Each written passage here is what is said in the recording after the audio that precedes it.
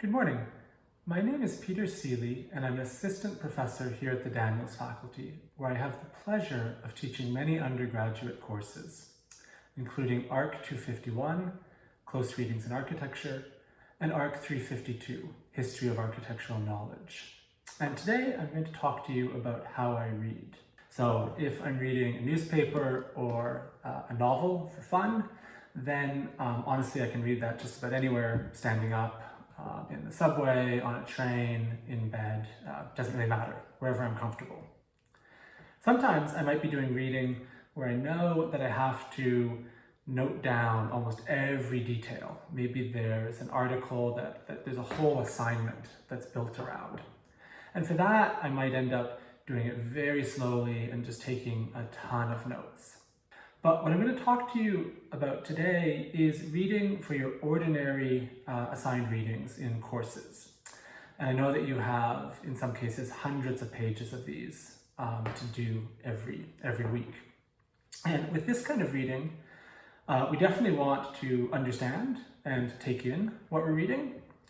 We want to have useful notes that we can refer to.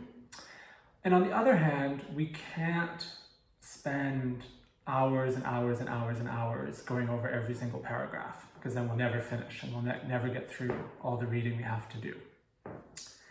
One key thing is to avoid distractions. And there's so many things in the world today that can distract us, our phones, our computers, etc.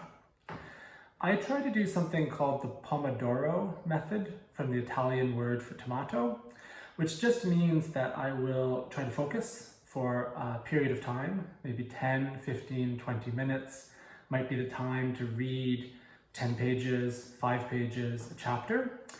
And then I'm really clear that I get a break at the end of that. And I can then take up my phone, and then I can go talk to friends, or then I can go up and get something to eat. But you're almost making a bargain with yourself. I'm going to concentrate for a short period of time, and maybe you start with just 3 minutes or 5 minutes, then there's a pause, then I get back to it. In terms of a setup, one thing that I find helps reading a lot is to have a book stand.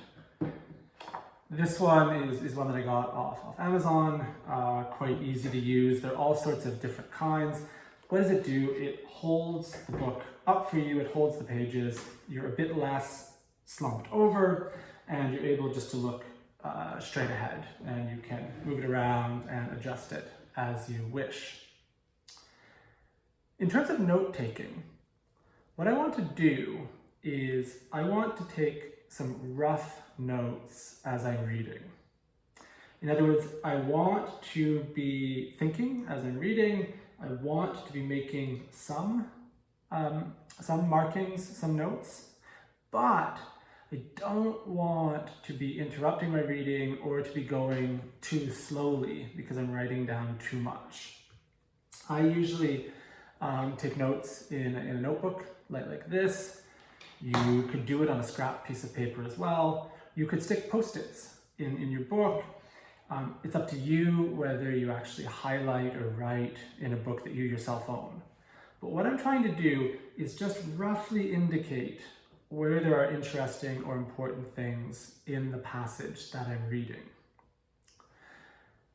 After I've read a section, usually a chapter or an article, but maybe that's broken up into subsections, what I do then, and this is by far the most important, is I try to synthesize my rough notes. What do I mean by synthesize? I now want to take some dedicated time to, first of all, maybe go back to parts of the reading that I didn't understand, read through them a second time, but especially to try to make maybe 5, 6, 7 point form short sentences that actually summarize what's going on in the whole text that I've just read. And if ever you're stuck trying to do that, one way is just get out your phone and try to send a text message to a friend telling them what you've just read.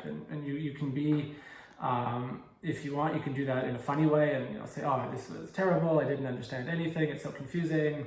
The author seems to be talking about buildings in Australia and how they're designed for climate. And almost by accident, you're kind of tricking yourself into making a first draft of a summary of kind of that will bring together what you've been reading. And then you can just take that text message onto your computer and just polish it a bit. But let me emphasize the fact that talking to someone else about what you've read is a magnificent way to improve your comprehension and to take something that's, a lot of words on a sheet of paper and make it into something that you've internalized and that you're actually comfortable then using in class discussions, on assignments, on examinations, etc. So to summarize, I try to have a comfortable setup.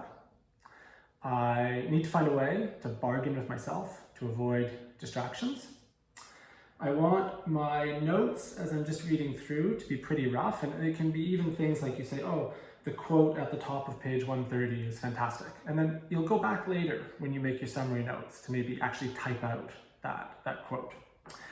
Then I want to do my reading and my rough notes, and at the end, the crucial step is to summarize the notes. I then take the summaries. I usually type them on Evernote, which is a note-taking software, but there are many options. You could also use Microsoft Word documents, or you can make your summary notes by hand in the same notebook where you took your rough notes. And again, I then really want to discuss readings with someone else as a way to feel more comfortable that I've understood what's going on. If ever you have any questions, please feel free to reach out to me. I love talking about how to read and how to learn about architecture, and I look forward to seeing all of you in person. Thank you.